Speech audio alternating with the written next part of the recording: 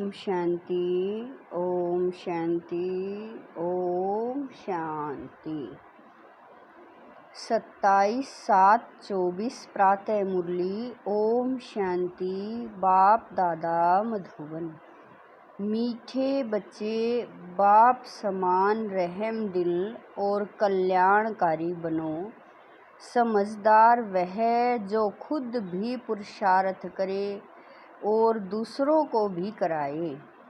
प्रश्न है, तुम बच्चे अपनी पढ़ाई से कौन सी चेकिंग कर सकते हो? तुम्हारा पुरुषार्थ क्या है? उत्तर है, पढ़ाई से तुम चेकिंग कर सकते हो कि हम उत्तम पार्ट बजा रहे हैं या मध्यम या कनिष्ठ। सबसे उत्तम पार्ट उनका कहेंगे जो दूसरों को भी उत्तम बनाते हैं, अर्थात सर्विस कर ब्राह्मणों की वृद्धि करते हैं। तुम्हारा पुरुषार्थ है पुरानी जूती उतार नई जूती लेने का। जब आत्मा पवित्र बने तब उसे नई पवित्र जूती मीन्स शरीर मिले। ओम शांति। बच्चे दो तरफ से कमाई कर रहे हैं। एक तरफ है याद की यात्रा से कमाई और दूसरी तरफ है 84 के चक्र के ज्ञान का सिमरण करने से कमाई। इसको कहा जाता है डबल आमदनी और अज्ञान काल में होती है अल्पकाल क्षणभंगुर सिंगल आमदनी। यह तुम्हारे याद की यात्रा की आमदनी बहुत बड़ी है। आयु भी बड़ी हो जाती है, पवित्र भी बनते हो, सभी दुखों से छूट जाते हो, बहुत बड़ी आमदनी है। सतयुग में आयु भी बड़ी हो जाती है, दुख का नाम नहीं क्योंकि वहाँ रावण राज्य ही नहीं। अज्ञान काल में पढ़ाई का अल्पकाल का सुख रहता है और दूसरा पढ़ाई का सुख शास्त्र पढ़ने वालों को मिलता है, उनसे फॉलोअर्स को कुछ फायदा नहीं। फॉलोअर्स तो हैं भी नहीं क्योंकि वह तो न ड्रेस आदि बदलते हैं न घर बार छोड़ते, तो फॉलोअर्स कैसे कह सकते? वहाँ तो शांति पवित्रता सब है। यहाँ अपवित्रता के कारण घर घर में कितनी अशांति होती है। तुमको मत मिलती है ईश्वर की।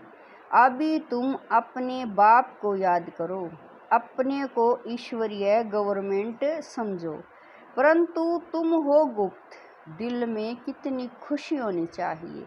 अभी हम श्रीमत पर उनकी शक्ति से सतो प्रधान बन रहे हैं।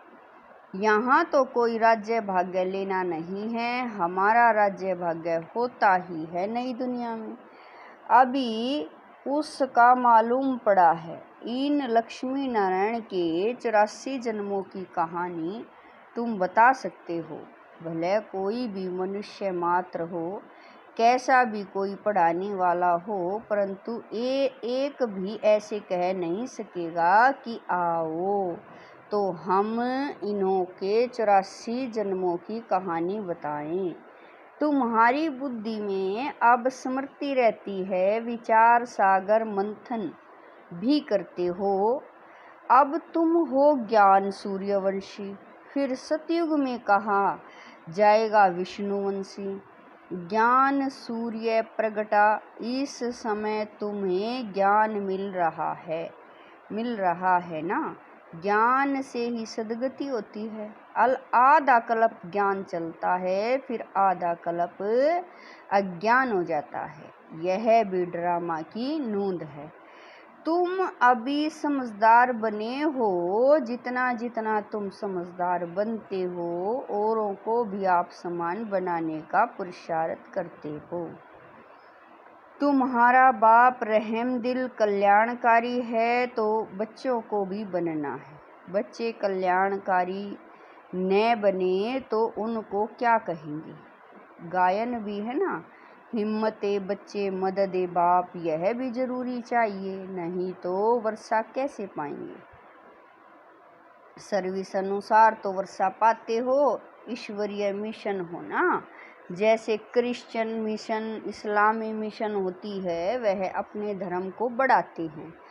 तुम अपने ब्राह्मण धर्म और दैवी धर्म को बढ़ाते हो। ड्रामा अनुसार तुम बच्चे जरूर मददगार बनेंगे। कल पहले जो पार्ट बजाया था वह जरूर बजाएंगे। तुम देख रहे हो हर एक अपना उत्तम, मध्यम, कनिष्ठ पार्ट बजा रहे हैं। सबसे उत्तम पार्ट वह बजाते हैं जो उत्तम बनाने वाला है। तो सभी को बाप का परिचय देना है और आदि, मध्य, अंत का राज समझाना है। ऋषि मुनि आदि भी नेति नेति कहते गए और फिर कह देते सर्वव्यापी है और कुछ नहीं जानते। ड्रामा अनुसार आत्मा की बाबा कह रहे हैं, ड्रामा अनुसार आत्मा की बुद्धि भी तमो प्रधान बन जाती है। शरीर की बुद्धि नहीं कहेंगे, आत्मा में ही मन बुद्धि है। यह अच्छी रीति समझकर और फिर बच्चों को चिंतन करना है, फिर समझाना होता है। वो लोग शास्त्र आदि सुनाने के लिए कितने दुकान निकाल बैठे हैं। तुम्हारी भी दुकान है। बैठे बैठे शहरों में बड़े बड़े दुकान चाहिए। बच्चे जो तीखे होते हैं उनके पास खजाना बहुत रहता है। इतना खजाना नहीं है तो कोई को दे भी नहीं सकते हैं। धारणा नंबरवार होती है। बच्चों को अच्छी रीति धारणा करनी है, जो किसी को समझा सकें। बात कोई बड़ी नहीं है, सेकंड की बात है। बात से वर्षा लेना है। बाबा कह रहे हैं सेकंड की बात है, बाप से वर्षा लेना है। तुम आत्माएं बाप को पहचान गए हो तो बेहद के मालिक हो गए। मालिक भी नंबरवार होते हैं। राजा भी मालिक तो प्रजा भी कहेगी हम भी मालिक हैं। यहाँ भी सब कहते हैं ना हमारा भारत। तुम भी कहते हो श्रीमत पर हम अपना स्वर्ग स्थापन कर रहे हैं। फिर स्वर्ग में भी राजधानी है। अनेक प्रकार के दर्जे हैं। पुरुषार्थ करना चाहिए उच्च पद पाने का। बाप कहते हैं जितना अभी पुरुषार्थ कर पद पाएंगे वही कल्पांतर के लिए होगा। इम्तिहान में कोई की कम मार्क्स हो जाती हैं तो फिर हार्ट फेल भी हो जाते हैं। यह तो है बेहद की बात। पूरा पुरुषार्थ नहीं किया तो फिर दिल शिकस्त भी होंगे, सजा भी खानी पड़ेगी। उस समय कर ही क्या सकेंगे, कुछ भी नहीं। आत्मा क्या करेगी? वो लोग तो जीव घात करते, डूब मरते। इसमें घात आदि की बात नहीं। आत्मा का तो घात होता नहीं, वह तो अविनाशी है। बाकी शरीर का घात होता है जिससे तुम पार्ट बजाते हो। अभी तुम पुरुषार्थ करते हो। यह पुरानी जूती उतार, हम नई देवी जूती ले लेवे। यह कौन कहते हैं? आत्मा। जैसे बच्चे कहते हैं ना हमको नया कपड़ा दो, हम आत्माओं को भी नया कपड़ा चाहिए। बाप कहते हैं तुम्हारी आत्मा नई बने तो शरीर भी नया चाहिए, तब शोभता है। आत्मा के पवित्र होने से 5 तत्व भी नए बन जाते हैं। 5 तत्वों का ही शरीर बनता है। जब आत्मा सतो प्रधान है तो शरीर भी सतो प्रधान मिलता है। आत्मा तमो प्रधान तो शरीर भी तमो प्रधान। अब सारी दुनिया के पुतले तमो प्रधान हैं। दिन प्रतिदिन दुनिया पुरानी होती जाती, गिरती जाती है। नए से पुरानी तो हर एक चीज होती है, पुरानी हो फिर डिस्ट्रॉय होती है। यह तो सारी सृष्टि का सवाल है। नई दुनिया को सतयुग, पुरानी को कलयुग कहा जाता है। बाकी इस संगम युग का तो किसी को भी पता नहीं, तुम ही जानते हो। यह पुरानी दुनिया बदलनी है। अब बेहद का बाप, जो बाप टीचर गुरु है, उनका फरमान है कि पावन बनो। काम जो महाशत्रु है उन पर जीत पहन जगत जीत बनो। जगत जीत अर्थात विष्णुवंशी बनो। बात एक ही है, इन अक्षरों का अर्थ तुम जानते हो। बच्चे जानते हैं हमको पढ़ाने वाला है बाप, पहले तो यह पक्का निश्चय चाहिए। बच्चा बड़ा होता है तो बाप को याद करना पड़े, फिर टीचर को भी फिर टीचर को, फिर गुरु को याद करना पड़े। भिन्न भिन्न समय पर तीनों को याद करेंगे। यहाँ तो तुमको तीनों ही इकट्ठे एक ही टाइम मिले हैं। बाप, टीचर, गुरु एक ही है। वो लोग तो वानप्रस्थ का भी अर्थ नहीं समझते। वानप्रस्थ में जाना है इसीलिए समझते हैं गुरु करना चाहिए। 60 वर्ष के बाद गुरु करते हैं।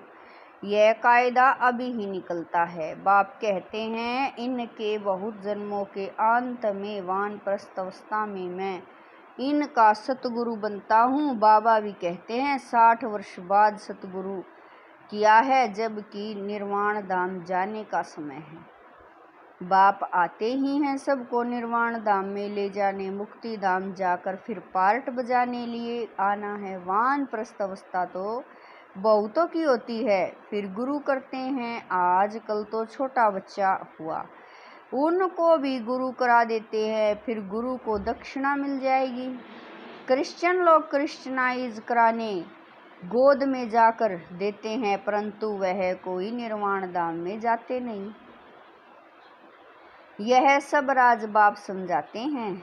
ईश्वर का अंत तो ईश्वर ही बताएंगे, शुरू से लेकर बतलाते आए हैं। अपना अंत भी देते हैं और सृष्टि का ज्ञान भी देते हैं। ईश्वर खुद आकर आदि सनातन देवी देवता अर्थात स्वर्ग की स्थापना करते हैं।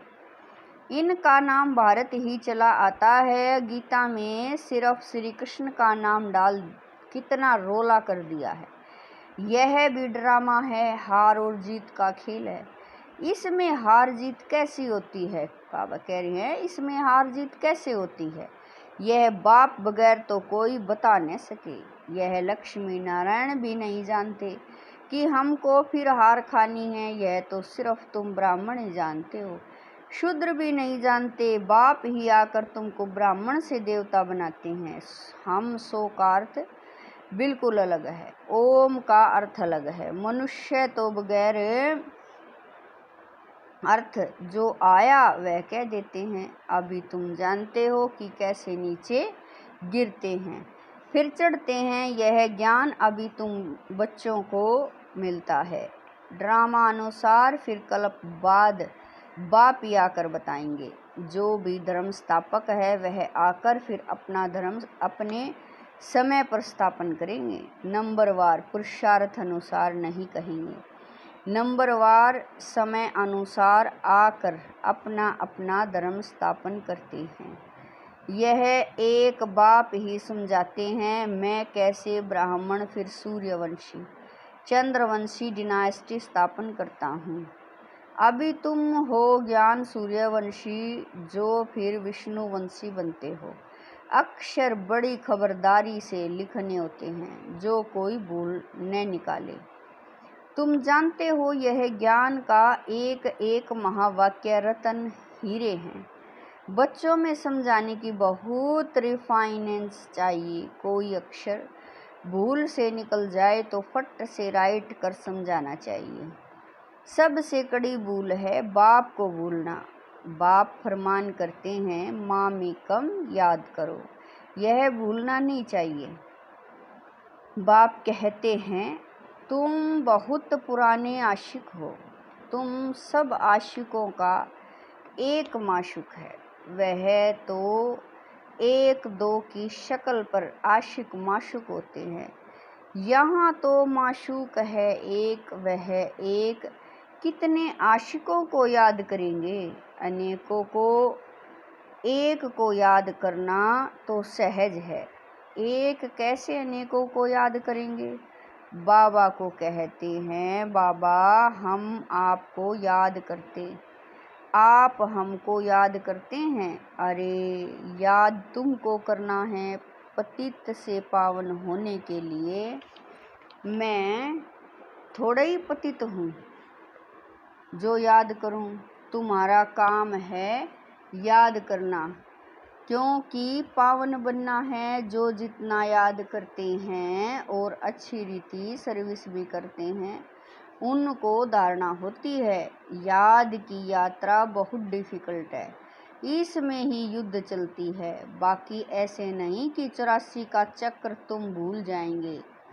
यह कान सोने का बर्तन चाहिए। जितना तुम याद करेंगे उतनी धारणा अच्छी होगी, इसमें ताकत रहेगी। इसीलिए कहते हैं याद का जौहर चाहिए, ज्ञान से कमाई। याद से सर्व शक्तियाँ मिलती हैं। नंबरवार तलवारों में भी नंबरवार जौहर का फर्क होता है। वह तो है स्थूल बातें, मूल बात बाप एक ही कहते हैं। अलफ को याद करो। दुनिया के विनाश के लिए यह एक एटोमेटिक बॉम्ब जाकर रहेगा और कुछ नहीं। उसमें न सेना चाहिए न कैप्टन। आजकल तो ऐसा बनाया है जो वहाँ बैठे बैठे बॉम्ब छोड़ेंगे। तुम यहाँ बैठे बैठे राज्य लेते हो, वह वहाँ बैठे सबका विनाश करा देंगे। तुम्हारा ज्ञान और योग उनका मौत का सामना इक्वल हो जाता है। यह भी खेल है, एक्टर्स तो सब है ना। भक्ति मार्ग पूरा हुआ, बाप ही आकर अपना और रचना के आदि मध्य अंत का परिचय देते हैं। अब बाप कहते हैं व्यर्थ की बातें तुम नहीं सुनो। इसीलिए हियर नो इविल इसका चित्र बनाया है। आगे बंदर का बनाते थे, अब मनुष्य का बनाते हैं, क्योंकि सूरत मनुष्य की है परंतु सीरत बंदर जैसी है। इसीलिए भेंट करते हैं। अभी तुम किसकी सेना हो? शिव बाबा की। बंदर से तुमको मंदिर लायक बना रहे हैं। कहाँ की बात कहाँ ले गए? बंदर कोई पुल आदि बांध सकता है क्या? यह सब है दंत कथाएं। कभी भी कोई पूछे शास्त्रों को तुम मानते हो? बोलो वाह। ऐसा कौन होगा जो शास्त्रों को नहीं मानेगा? हम सबसे जास्ती मानते हैं। तुम भी इतना नहीं पढ़ते हो जितना हम पढ़ते हैं। आधा कल्प हमने पढ़े हैं। स्वर्ग में शास्त्र भक्ति की कोई चीज नहीं होती। कितना सहज बाप समझाते हैं, फिर भी आप समान बना नहीं सकते। बच्चों आदि के बंधन के कारण कहाँ निकल नहीं सकते।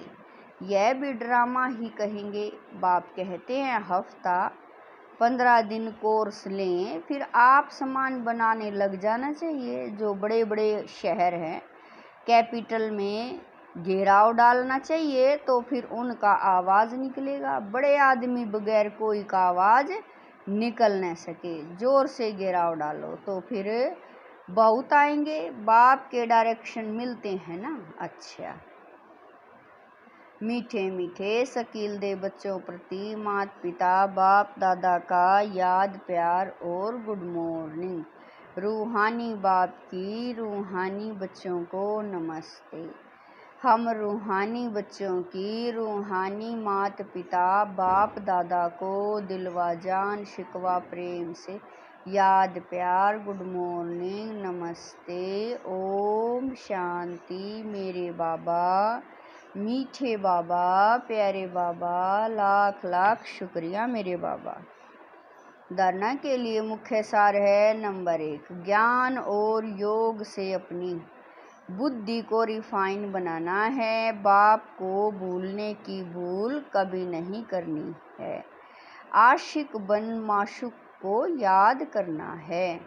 नंबर 2, बंधन मुक्त बन आप समान बनाने की सेवा करनी है। उच्च पद पाने का पुरुषार्थ करना है। पुरुषार्थ में कभी दिल शिकस्त नहीं बनना है। वरदान है 1 मिनट की एकाग्र स्थिति द्वारा शक्तिशाली अनुभव कराने वाले एकांतवासी भव। वरदान है 1 मिनट की एकाग्र स्थिति द्वारा शक्तिशाली अनुभव कराने वाले एकांतवासी भव। एकांतवासी बनना अर्थात कोई भी एक शक्तिशाली स्थिति में स्थित होना। चाहे बीज रूप स्थिति में स्थित हो जाओ, चाहे लाइट माइट हाउस की स्थिति में स्थित हो, विश्व को लाइट माइट दो, चाहे फरिश्तेपन की स्थिति द्वारा औरों को अव्यक्त स्थिति का अनुभव कराओ। एक सेकंड व एक मिनट भी अगर इस स्थिति में एकाग्र हो स्थित हो जाओ तो स्वयं को और अन्य आत्माओं को बहुत लाभ दे सकते हो। सिर्फ इसकी प्रैक्टिस चाहिए। स्लोगन है, ब्रह्मचारी वह है जिसके हर संकल्प हर बोल में पवित्रता का वाइब्रेशन समाया हुआ है। स्लोगन है, ब्रह्मचारी वह है जिसके हर संकल्प हर बोल में पवित्रता का वाइब्रेशन समाया हुआ है। ओम शांति।